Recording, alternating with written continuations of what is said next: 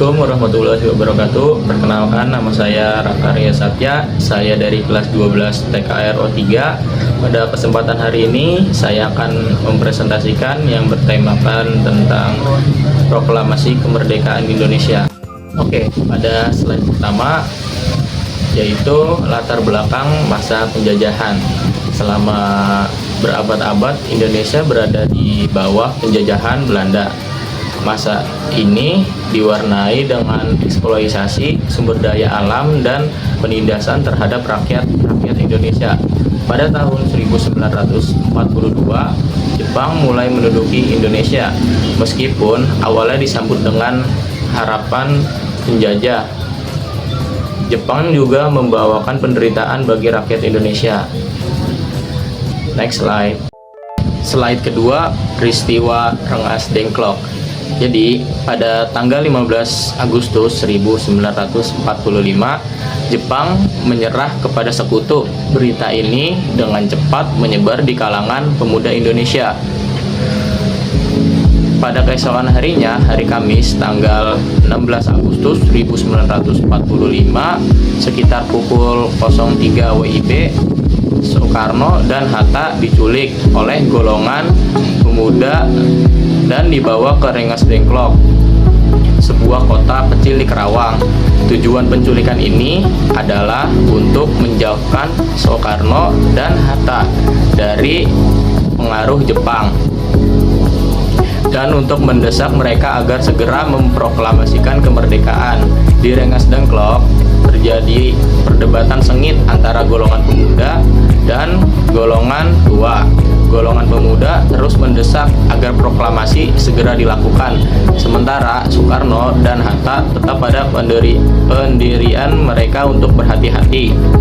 Akhirnya terjadi kesepakatan antara golongan muda dan golongan tua yang diperantai oleh Ahmad Subarjo, Soekarno, dan Hatta bersedia memproklamasikan kemerdekaan pada tanggal 17 Agustus 1945. Soekarno dan Hatta kemudian dibawa kembali ke Jakarta. Next slide. Slide ketiga, pembentukan teks proklamasi.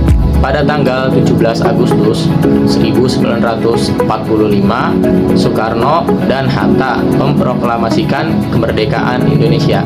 Peristiwa-peristiwa ini menunjukkan bahwa kemerdekaan Indonesia adalah hasil dari perjuangan panjang dan pengorbanan rakyat Indonesia.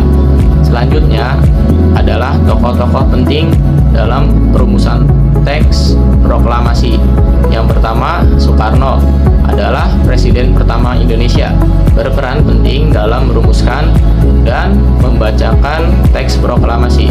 Yang kedua, Muhammad Hatta sebagai wakil presiden pertama Indonesia, turut serta dalam perumusan teks proklamasi. Yang ketiga, ada Ahmad Subarjo, salah satu tokoh penting dalam perumusan teks proklamasi. Yang keempat, ada Sayuti Melik, yaitu tokoh yang mengetik naskah proklamasi.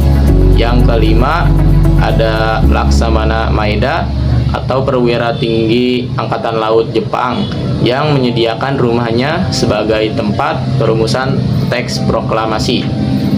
Oke, next slide. Oke, slide terakhir, kesimpulan dari kemerdekaan proklamasi Indonesia. Proklamasi kemerdekaan Indonesia pada tanggal 17 Agustus 1945 merupakan puncak perjuangan bangsa Indonesia dalam meraih kemerdekaan, menandai kelahiran Negara Kesatuan Republik Indonesia atau NKRI sebagai negara berdaulat serta menjadi landasan hukum bagi pembentukan negara dan identitas nasional, sekaligus pernyataan kepada dunia tentang kemerdekaan Indonesia. Oke, mungkin cukup materi singkat saya pada hari ini. Terima kasih sudah menonton. Assalamualaikum warahmatullahi wabarakatuh.